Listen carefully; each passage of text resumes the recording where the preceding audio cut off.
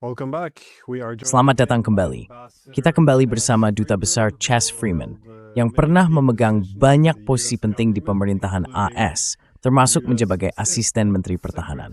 Terima kasih. Sudah cukup lama. Thank you. It's been a while. Well, I'm glad Ja, to be with you. Zal, saya senang sama Glenn, meski berada itu benangku. They're not happy. Well, they never seem to be happy anymore. We seem to be Ya, mereka tampaknya tidak pernah bahagia lagi. Kita tampaknya tidak hanya mengalami kemunduran relatif, tetapi juga bergerak menuju banyak perang sepertinya. Saya ingin menanyakan kepada Anda tentang perkembangan di Timur Tengah. Tapi pertama-tama, mungkin Anda bisa mengambil langkah mundur dan membahas konteks yang lebih luas di sana. Sekarang banyak pembicaraan, baik di Amerika Serikat maupun di Eropa, tentang kemunduran relatif dunia politik Barat. Semua orang tampaknya memberikan alasan yang berbeda untuk hal ini. Di konferensi keamanan Munich, Marco Rubio kurang lebih berpendapat bahwa kita telah mengalami 500 tahun ekspansi Barat, yang kemudian berakhir dengan Perang Dunia II. Ia tidak melihat hal itu sebagai perkembangan positif. Sebaliknya, ia tampak menggambarkan dekolonisasi sebagai semacam plot komunis. All decolonization as being some communist plot. I was wondering Saya bertanya-tanya, ke arah mana Anda berpihak ketika mendengarkan retorika para pemimpin ini? Jika Anda mendengarkan para pemimpin Eropa di konferensi keamanan Munich, pada dasarnya, mengalahkan Rusia adalah cara untuk mengembalikan masa kejayaan. Namun dari Amerika Serikat, tampaknya argumennya adalah bahwa kita harus membalikan keadaan ini. Kita harus membangun kembali kekaisaran yang menempatkan Venezuela, Iran, Kuba, dan berbagai konflik lainnya. Lain sebab yang berhenti meminta maaf dan mulai membangun kekuatan kita. Dan sekali lagi, hal ini hampir terhasil seolah-olah pada berberdum mencapai itu. Western civilization has achieved a lot. It's something to be proud of. Itu sesuatu yang patut dibanggakan, tetapi dia mereduksinya menjadi soal kekaisaran dan dominasi.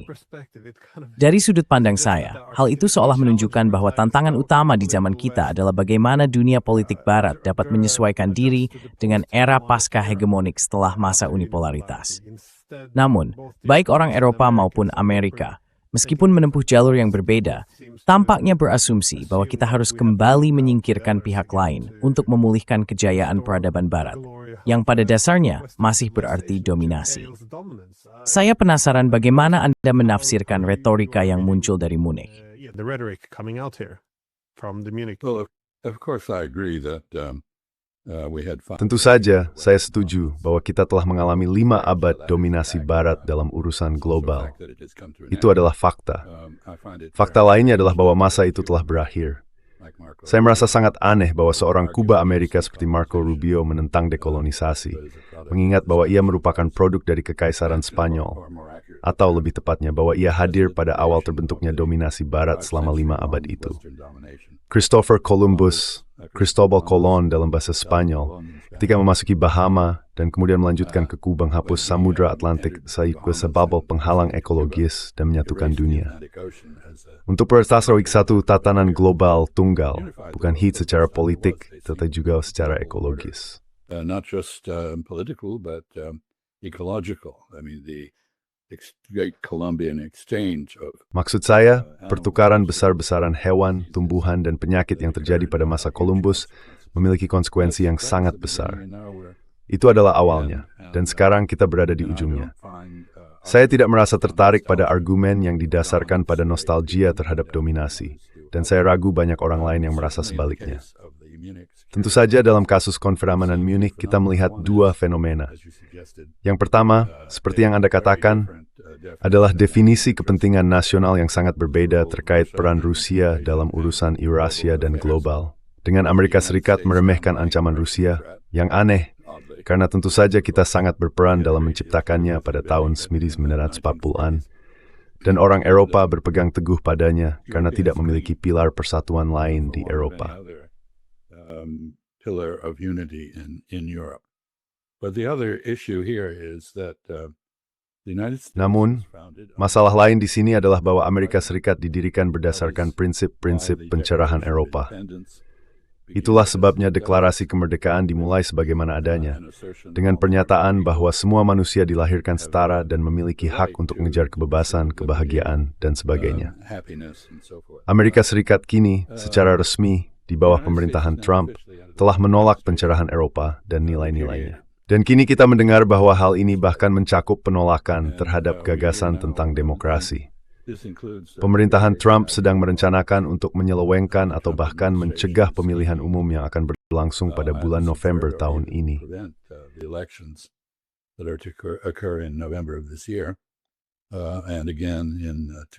Dan sekali lagi, pada tahun 2028, ketika semua mengadakan pemilihan presiden sesuai dengan konstitusi.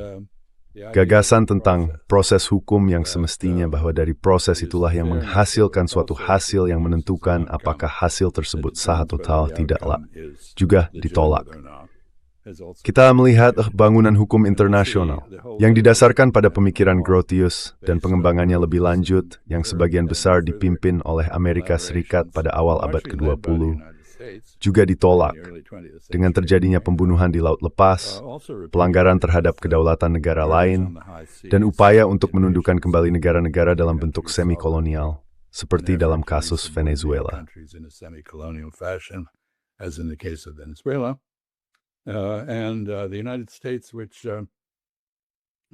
Dan Amerika Serikat, yang sejauh yang saya ingat tidak ikut serta dalam Perang Salib karena kita bahkan belum ada pada masa itu, pada dasarnya sedang mengangkat kembali semangat perang salib terhadap Islam, khususnya terhadap Republik Islam Iran.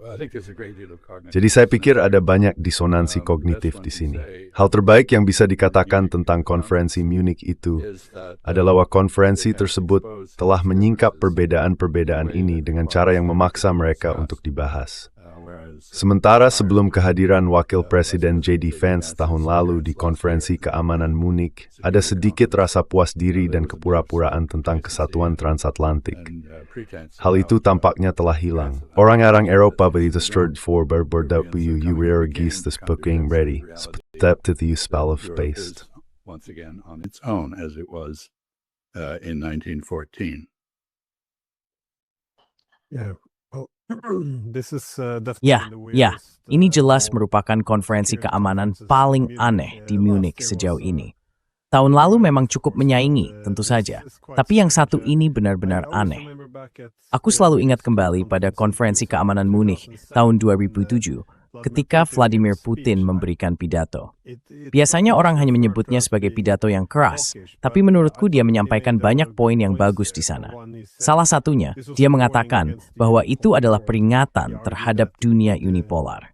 Dia berpendapat bahwa tidak dapat diterima jika hanya ada satu pusat kekuasaan, karena hal itu pasti akan merusak hukum internasional dan keamanan internasional. Tapi dia juga punya komentar menarik.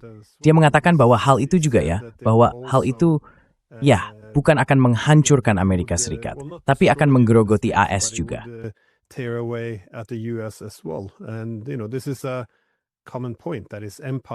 Dan, seperti yang Anda tahu, ini adalah poin umum, bahwa kekaisarannya cenderung menuju republik, dan bahwa kita sebaiknya meninjau kembali sebagian dari hal ini. Sekarang, jika kita melompat 19 tahun ke depan ke tahun 2026, jelas segalanya tidak berjalan baik. Tampaknya tidak ada yang membicarakan cita-cita dan prinsip dalam hukum internasional. Sebaliknya, hanya ada gagasan bahwa kita harus memulihkan dominasi.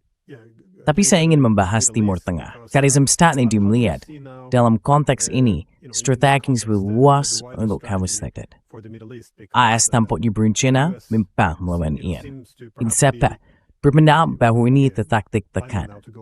Nama Barzani stems kembali for kini tak bisa tekal. But either way, the threats of war can't be denied now. Let me comment first on the 2007. Izinkan saya berkomentar terlebih dahulu tentang pidato Vladimir Putin tahun 2007 yang menurut saya sebagian atau mungkin lebih tepatnya dapat digambarkan sebagai sebuah ratapan bahwa Rusia tidak diizinkan untuk bergabung dengan Barat, sesuatu yang sebenarnya diinginkannya. Itu juga merupakan sebuah pernyataan seperti yang Anda sebutkan. Dan saya pikir dengan sangat tepat bahwa hegemoni apapun akan menciptakan antibodi sendiri, seperti demam dalam tubuh. Saya pikir kita akan melihat hal ini di belahan barat dengan upaya Amerika untuk membangun semacam kediktatoran atas semua republik lain di bagian dunia kita. Terkait dengan Timur Tengah, saya pikir itu adalah isu yang sangat rumit. Karena pada dasarnya Amerika Serikat adalah tawanan intelektual dan politik dari Israel. Dan Israel yang memegang kendali dalam hal kebijakan. Israel is in the driver's seat with regard to policy. So you see a meeting at Mar-a-Lago a while back where Jadi Anda melihat sebuah pertemuan di Mar-a-Lago beberapa waktu lalu, di mana Netanyahu mendesak Donald Trump untuk bergabung dengan Israel dalam menyerang Republik Islam. Mengapa? Karena Netanyahu secara konsisten menyebut program nuklir Iran sebagai alasan perlunya menjatuhkan Iran. Namun menurut saya, itu mungkin memang kekhawatiran yang tulus dari pihaknya.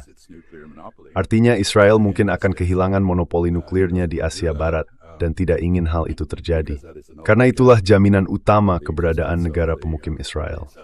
Saya pikir sejauh ini itu hanyalah dalih, karena tujuan sebenarnya adalah menyingkirkan Iran sebagai pesaing strategis di Asia Barat. Sebaiknya dengan cara melakukan perubahan rezim dan pemecahan, yakni memecah Iran menjadi serangkaian negara yang lebih kecil, seperti yang telah dicoba dilakukan Israel di Suriah. Dengan kata lain, pecah belah dan kuasai. Divide and rule, in other words.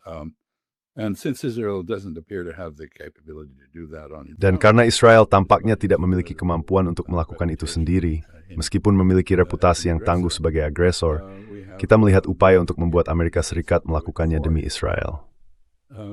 Dan ada perbedaan di sini, bahkan antara Presiden Trump yang biasanya hanya menerima perintah dari Netanyahu dan melaksanakannya, dan sudut pandang Israel Netanyahu. Amerika Serikat sebenarnya lebih fokus pada program nuklir. Tentu saja, ini sangat aneh, karena badan intelijen di Israel maupun Amerika Serikat secara konsisten melaporkan Iran belum mengambil keputusan untuk membangun senjata nuklir. Iran has not made a decision to build a nuclear weapon. Now there's some interesting propaganda now coming out of. Sekarang, ada beberapa propaganda menarik yang muncul dari sumber-sumber Iran, yang pada dasarnya mengklaim bahwa Arab Saudi memiliki senjata nuklir dari Pakistan. Saya menduga hal itu mencerminkan orang-orang di Iran yang sudah sangat frustrasi dan kini mendukung agar Iran memiliki senjata nuklir. Dengan alasan yang sama seperti Korea Utara membangunnya sebagai tanggapan terhadap tekanan maksimum dari Amerika Serikat. Iran attacher Tagalog the Kandramon election sending to clear to sanity. Saya Arab Saudi that betis in the I don't believe the Saudis do have a nuclear weapon. I think they paid for the development of the Pakistani nuclear weapon. Saya pikir mereka membiayai pengembangan senjata nuklir Pakistan. Dan jelas ada semacam kesepakatan yang terkait dengan hal itu, bahwa jika senjata nuklir dibutuhkan untuk melindungi Arab Saudi, Pakistan akan menyediakannya. Namun gagasan bahwa Saudi sudah memiliki senjata nuklir terasa terlalu menguntungkan secara politik untuk diterima begitu saja. Jadi saya rasa kita harus kembali ke akar pertanyaan Anda. Apapun perbedaan motif para pihak, Iran ingin mengadakan negosiasi karena ingin menggunakan hal itu untuk menghapus anggapan mereka memiliki program nuklir clear. To overcome the presumption that it has a nuclear weapons program, would like to convince the United States that it doesn't. Kami ingin meyakinkan Amerika Serikat bahwa hal itu tidak demikian, dan menjadikan ketiadaan program nuklir yang berkelanjutan sebagai elemen dalam versi yang dipulihkan dari JCPOA, Rencana Aksi Komprehensif Bersama, atau kesepakatan nuklir yang sebelumnya telah dibuat dan kemudian dibatalkan oleh Donald Trump pada masa jabatan pertamanya. Israel tidak menginginkan adanya negosiasi, atau setidaknya mereka jelas tidak menginginkan adanya kesepakatan. Jika negosiasi terjadi, mereka ingin agar di dalamnya terdapat tuntutan agar Iran benar-benar melucuti senjatanya, membatasi pengembangan dan penempatan misilnya, serta memutus hubungan dengan berbagai gerakan kliennya di kawasan Hezbollah, Hamas, Houthi di Yaman, dan sebagainya, termasuk di Irak, tentu saja. Also in Iraq, of course. Dan meskipun semua ini terjadi, saya tidak berpikir Anda bisa melakukan apa yang telah dilakukan Amerika Serikat dalam hal pengerahan pasukan dan ancaman, lalu tidak melakukan apa-apa. Di sini saya mencatat bahwa pihak Iran terus-menerus berbicara tentang konsekuensi dari setiap serangan Amerika atau Israel, yakni perang regional. Apa artinya itu? Biasanya dalam pemberitaan Barat, hal itu merujuk pada apa yang disebut armada yang terdiri dari sekitar 10 kapal dan 1 kapal induk, yang kini bisa saja bergabung dengan kapal induk kedua. Saat ini armada tersebut berada di Laut Arab atau Samudra Hindia, bukan di Laut Tengah. Namun saya pikir hal itu juga merujuk pada pengerahan besar-besaran pesawat tempur F-35, F-16, dan pesawat tempur lainnya di Azerbaijan dan Armenia. In Azerbaijan and Armenia. Dan hal itu tampaknya telah disembunyikan oleh media. J.D. Vance, wakil presiden, baru saja mengunjungi kedua negara tersebut secara terpisah dengan alasan untuk mendukung apa yang disebut perdamaian yang dihasilkan Donald Trump di antara mereka, yang tentu saja sebagian besar bersifat fiktif. Namun sebenarnya, saya pikir ia berada di sana untuk memperkuat dukungan mereka terhadap serangan terhadap Iran, dengan siapa keduanya memiliki hubungan yang sulit. Dan sumet saya percaya Iran insurkan berdilniak dari perang regional, doji Ford diduagi. Pertama, bahwa mereka tinggi menanggap serangan terbatas dengan respons terbatas. Respons yang bersifat total. The response will be total. And the Iranian propaganda machine says that Iran... Dan mesin propaganda Iran mengatakan bahwa Iran telah mengembangkan kemampuan untuk menembakkan 2.000 rudal balistik secara bersamaan ke Israel. Israel tidak memiliki cara yang dapat dibayangkan untuk bertahan dari serangan semacam itu. Hal itu akan berarti kehancuran bagi Israel. Namun saya pikir ini juga berarti bahwa mereka yang bersekongkol dengan Amerika Serikat dan Israel dalam menyerang Iran, seperti Azerbaijan, yang terlibat dalam serangan bulan Juni, atau Armenia, juga akan mengalami kerusakan. Dan saya pikir ini berarti bahwa fasilitas Amerika Serikat di negara-negara tersebut yang mendukung serangan terhadap Iran akan diserang. Jadi saya memperkirakan akan ada pembalasan di Irak khususnya, karena Irak berada di bawah kendali Amerika dan memiliki gerakan pemberontak yang berpihak pada Iran. Mungkin juga di Bahrain, yang merupakan markas armada kelima Amerika Serikat, Membration is Bertalis Iran. The United States Fifth Fleet aligned against Iran. Not Oman, I think, because that has a record of neutrality. Bukan Oman, menurut saya, karena negara itu memiliki rekam jejak netralitas.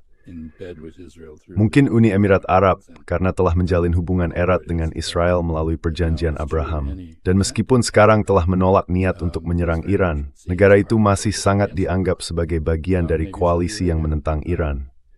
Mungkin juga Arab Saudi. Pertanyaannya kemudian adalah apakah Iran akan merespons dengan upaya sengaja untuk mengurangi pasokan minyak global.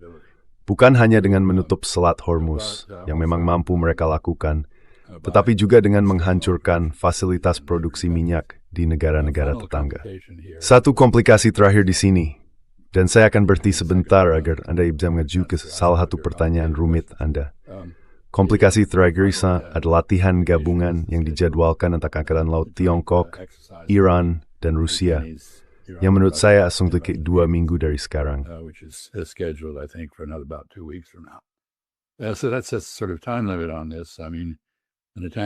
Jadi itu semacam batas waktu untuk hal ini. Maksud saya, menyerang Iran sementara pasukan itu masih ada bukanlah ide yang baik. Tapi saya pikir situasinya sangat berbahaya. Dan saya rasa Donald Trump pada dasarnya telah menempatkan dirinya dalam posisi yang sulit. Apapun perbedaan pendapatnya dengan Netanyahu, ia telah menjadi tawanan kebijakan Israel.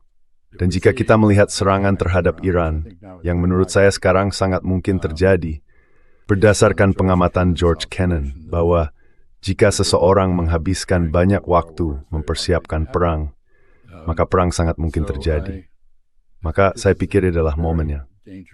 Dan agak aneh melihat Marco Rubio muncul di Munich dan berbicara tentang 500 tahun dominasi Barat serta perlunya memulihkan. Sebenarnya, agak berover geswa menyesuaikan dari light pergi yang sword tiba atas dan nilai baik yang dulu dijunjung Amerika Serikat. The United States traditionally espoused. Ya, saya lega Anda tidak berpikir bahwa Arab Saudi memiliki senjata nuklir. Emigrasi itu besar untuk Arab Saudi, saya juga harus menikah dengan itu. Dan saya kurang musuh bor. true. But on this topic, Let me make a point about. yeah. Izinkan saya menyampaikan satu hal tentang budaya dan praktik militer Arab Saudi. Ada sebuah pangkalan rudal di wilayah tengah Arab Saudi yang telah dilengkapi dengan rudal buatan Tiongkok ditingkatkan. Jika Anda ingat, pada pertengahan tahun 1980-an, setelah Amerika Serikat menolak permintaan Arab Saudi untuk versi non-nuklir dari rudal Pershing, yang dimaksudkan untuk menghadapi Rusia, perang kota antara Iran dan Irak, serta potensi serangan rudal terhadap Arab Saudi, Pangeran Bandar bin Sultan, Duta Besar Arab Saudi untuk Amerika Serikat, membuat kesepakatan dengan Margaret Thatcher untuk membangun hubungan pasokan besar dengan Irak, dan juga terbang ke Tiongkok, di mana ia mengatur penempatan kekuatan rudal berkemampuan nuklir asal Tiongkok di wilayah tengah Arab Saudi. Missile force in central Saudi Arabia. That force, of course, was originally Kekuatan itu tentu saja awalnya merupakan kekuatan senjata yang cukup primitif dan tidak terlalu akurat, dan telah ditingkatkan. Namun hal utama di sini adalah bahwa budaya Saudi cenderung mendorong orang lain untuk mengambil risiko dan melakukan sesuatu. Ada kaos yang saya miliki yang mencerminkan pola pikir mereka. Tertulis, "Tolong jangan minta saya melakukan sesuatu." Jadi mereka memiliki orang Tiongkok di sana yang mengoperasikan rudal-rudal itu, mengendalikannya, memastikan semuanya siap untuk ditembakkan. Dan tentu saja juga yang mengarahkannya. Jika mereka mendapatkan senjata nuklir dari Pakistan, itu yakin senjata itu juga akan berada di bawah kendali Pakistan dan dioperasikan oleh orang Pakistan.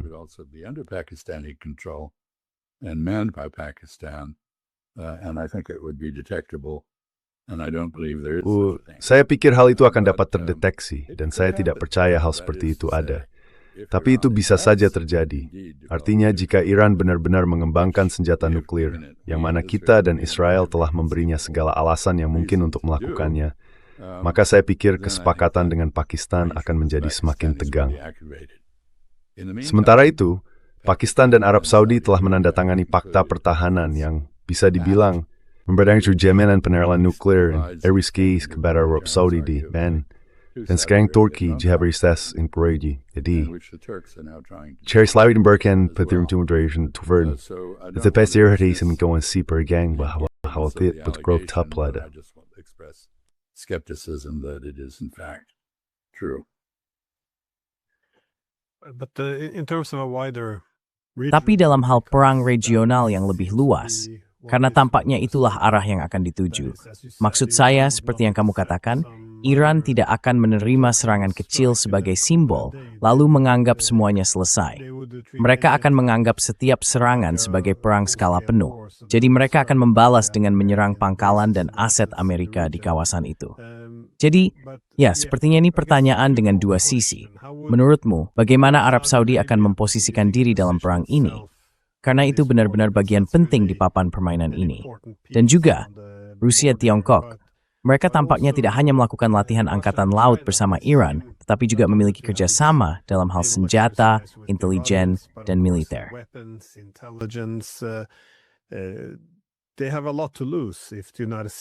Mereka memiliki banyak hal yang bisa hilang jika Amerika Serikat berhasil dalam kampanye ini terhadap Iran. Karena tampaknya ini bukan sekadar kampanye untuk mengganti rezim yang sudah cukup buruk, tetapi pergantian rezim itu kemungkinan akan mengakibatkan balkanisasi Iran dan melepaskan anarki sepenuhnya di sana. Hal itu akan menjadi sumber ketidakstabilan besar dan akan mengubah peta Eurasia. Jadi menurut Anda, bagaimana para aktor besar di kawasan ini akan merespons? Tuvaks that including Pakistan for that matter. Yeah, with regard to Saudi Arabia and the members of the Gulf Ya, Cooperation Council. terkait dengan Arab Saudi dan para anggota Dewan Kerjasama Teluk, mereka umumnya berhati-hati untuk memperingatkan Amerika Serikat agar tidak menggunakan pangkalan di wilayah mereka atau melintasi wilayah udara mereka dalam serangan terhadap Iran.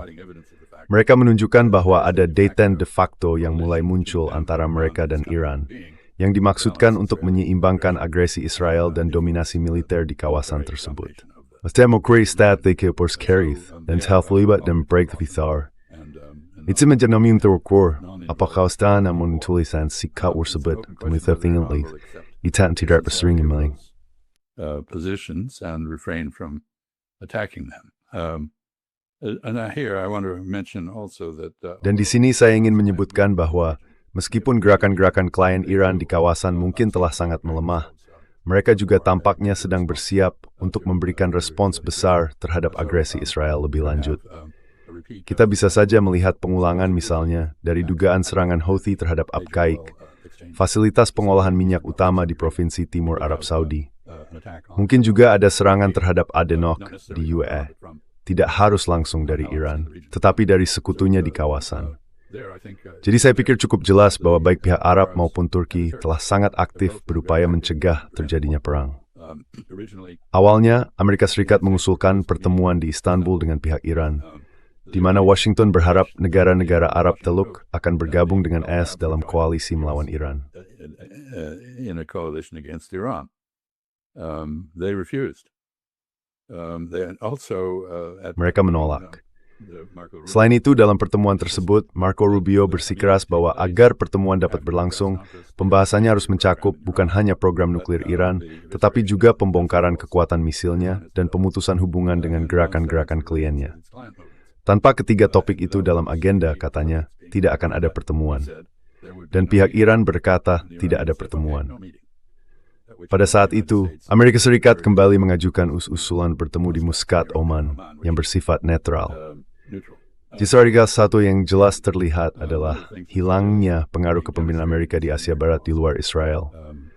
Israel yang tanpa lagi pengikut, melainkan pengendal di.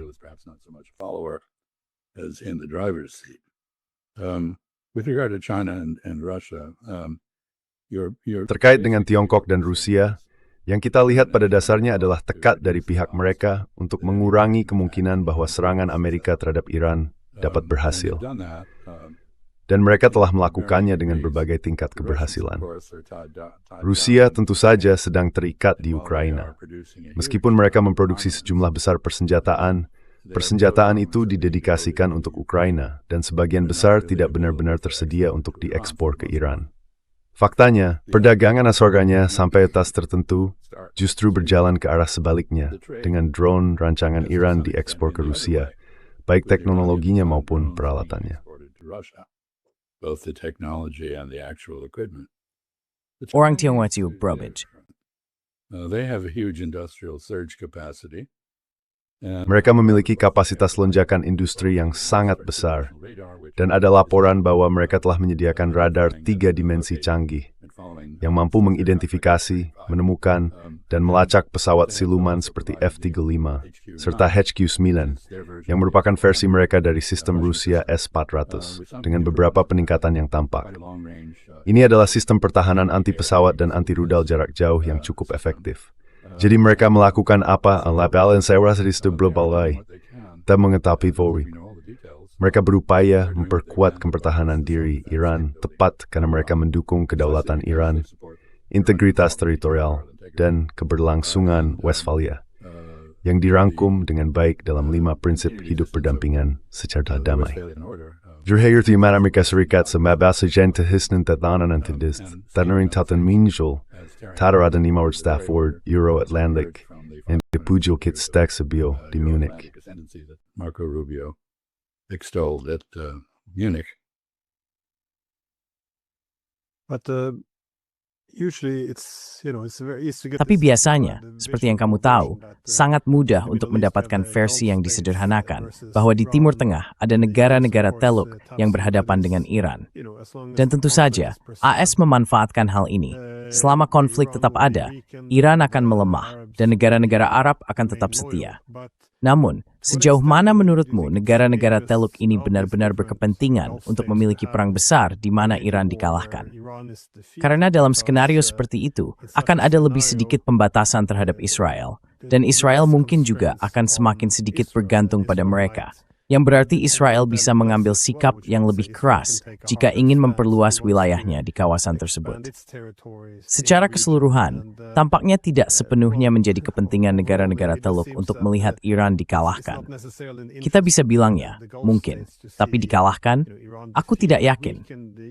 Tampaknya itu bukan satu-satunya variabel di kawasan ini. I think that's precisely my point.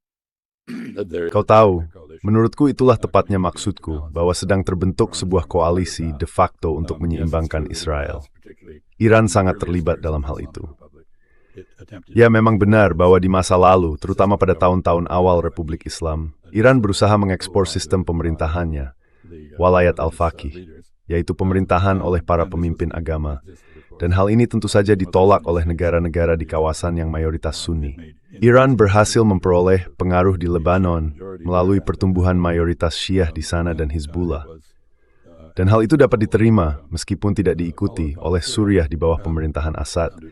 Karena kaum Alawid yang merupakan basis utama keluarga Assad adalah Syiah, meskipun mereka tidak menganut filsafat politik Iran yang khusus itu. They don't follow that particular Iranian political philosophy. So that was all in the past. Jadi semua itu sudah terjadi di masa lalu.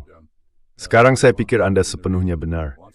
Tidak ada seorang pun di kawasan itu yang ingin melihat terjadinya perang karena dampak meluas yang akan ditimbulkannya dan kerusakan yang bisa terjadi terhadap kepentingan mereka sendiri maupun kekalahan Iran.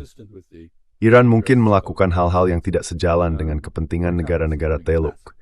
Misalnya, mendukung Hamas. Hamas ditakuti dan dibenci oleh monarki Teluk karena menolak gagasan monarki. Gerakan ini pada asalnya merupakan gerakan demokratis, bersekutu dengan Ikhwanul Muslimin, dan berpandangan bahwa kekuasaan sah para penguasa berasal dari kotak suara. Hal itu jelas merupakan ancaman besar bagi monarki Arab Saudi misalnya, yang tidak mempercayai pemilihan umum untuk tujuan tersebut.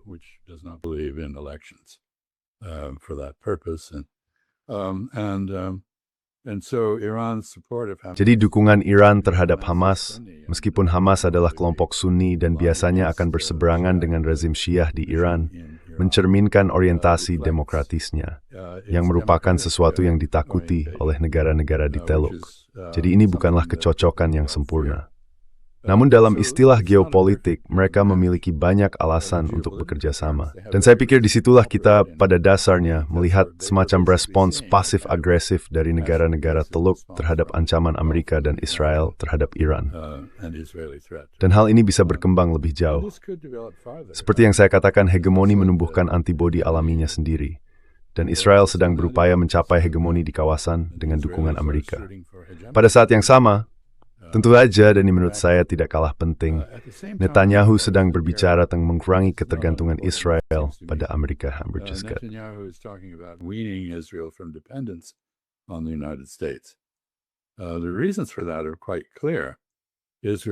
Alasannya cukup jelas. Israel telah merusak reputasinya sendiri di Amerika Serikat dan di tempat lain melalui perilakunya di Gaza, tepi barat, Suriah, dan Lebanon. Di Amerika Serikat, hal ini kini telah menjadi isu yang sangat partisan, dengan bahkan mayoritas Partai Republik tidak mendukung Israel, sementara hanya sebagian kecil dari Partai Demokrat yang masih mendukung Zionisme.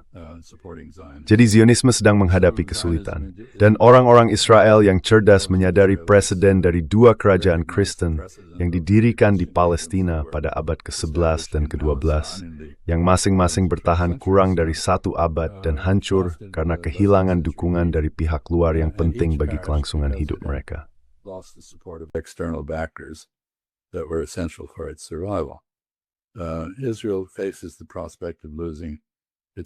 Israel menghadapi kemungkinan kehilangan dukungan dari Amerika, dan karena itu Netanyahu berbicara tentang mengubahnya menjadi semacam Sparta, sebuah masyarakat yang sepenuhnya termiliterisasi, yang dalam banyak hal sudah mulai menyerupai hal tersebut. Saya tidak menganggap ini sebagai kemungkinan strategis yang serius, tetapi hal ini mencerminkan kekhawatiran tentang kelangsungan eksistensi Israel setelah seperempat pertama abad ke-21. Jadi, ini sangat rumit, tetapi saya pikir Tiongkok, dan dalam tingkat yang lebih kecil Rusia, melihat diri mereka sebagai pembela tatanan pasca Perang Dunia II, tatanan Westphalia, kedaulatan dan integritas teritorial negara-negara, kekebalan mereka dari campur tangan dalam urusan internal, berakhirnya operasi perubahan rezim, atau kekalahan terhadap operasi semacam itu. Dan hal ini memiliki gema tertentu yang lebih luas di tingkat internasional. That has a certain resonance more broadly internationally. Ya, tidak. Meskipun bentuk pemaut tentang Tiongkok dan Rusia sebagai kekuatan revisionis, Menisa maki kita dalam menterapkan hukum internasional sesuai dengan Brothers B. For different reasons. Yeah. Itu karena alasan yang berbeda. Hukum internasional melindungi pihak yang rentan dan lemah dari yang kuat. Dan Rusia dalam banyak hal adalah pihak yang rentan. Hal ini juga sejalan dengan visi Tiongkok tentang tatanan dunia di masa depan. Jadi kami merasa ini sangat aneh. Tiongkok komunis dulu memulai sebagai pihak yang dikucilkan dari sistem PBB, dan sekarang justru menjadi pembela paling setia dari sistem itu. Mereka menempatkan staf di PBB, menyediakan pasukan penjaga perdamaian untuk operasi PBB, dan menuntut penghormatan terhadap hukum internasional. Mereka melakukan itu karena mereka makmur setelah bergabung dengan tatanan dunia yang disponsori Barat dan Amerika, dan mereka menyadari betapa besar manfaat yang mereka peroleh dari situ, dan mereka tidak ingin hal itu hilang.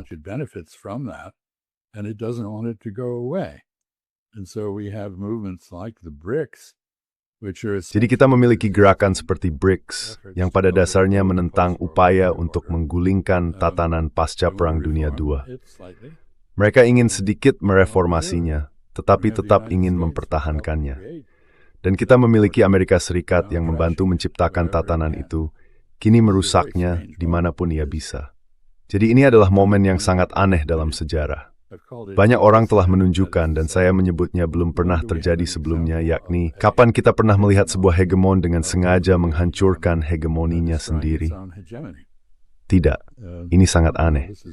Dan terlepas dari nada ramah Marco Rubio di Munich, pesan dasar kepada orang Eropa sebenarnya tidak lebih bersahabat daripada yang disampaikan oleh J.D. Vance tahun sebelumnya.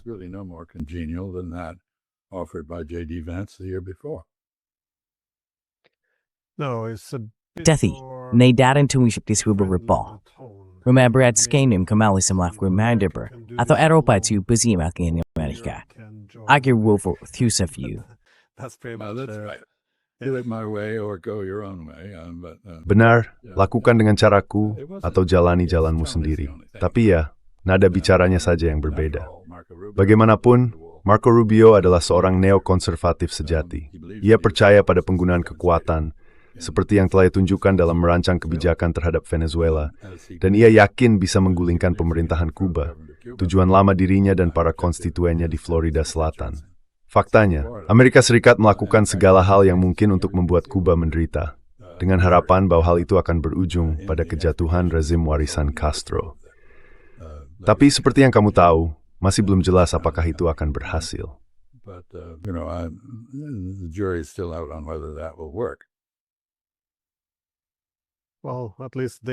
Ya, setidaknya kita menghadapi masa-masa berbahaya di depan. Jadi terima kasih sudah meluangkan waktu. Apakah Anda punya pemikiran terakhir tentang upaya AS memulihkan kekaisaran dan mengatur ulang Timur Tengah?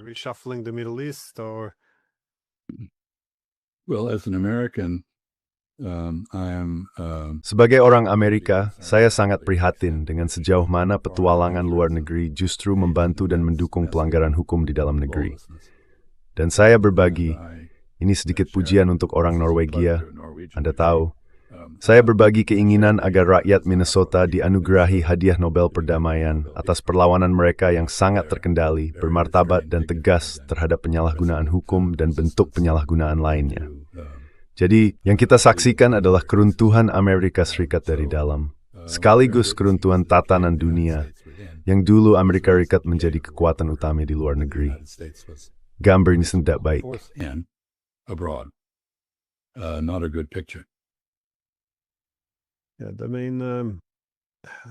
Salah satu intelektual kunci di balik seluruh momen unipolar adalah Zbigniew Brzezinski, yang menjadi penasihat bagi banyak presiden Amerika. Dalam bukunya tahun 1997, The Grand Chessboard, di mana ia menyerukan agar AS membangun hegemoni global, ia juga mengakui bahwa tantangan utama adalah mempertahankan demokrasi di dalam negeri sambil menjalankan kekaisaran di luar negeri. Dan sekali lagi, hal ini sedikit berkaitan dengan, agak terkait dengan pernyataan Putin pada tahun 2007 di Munich, ketika ia menegaskan bahwa upaya untuk mengejar kekaisaran ini dapat menimbulkan pembusukan di dalam AS sendiri dan pada akhirnya menghancurkannya.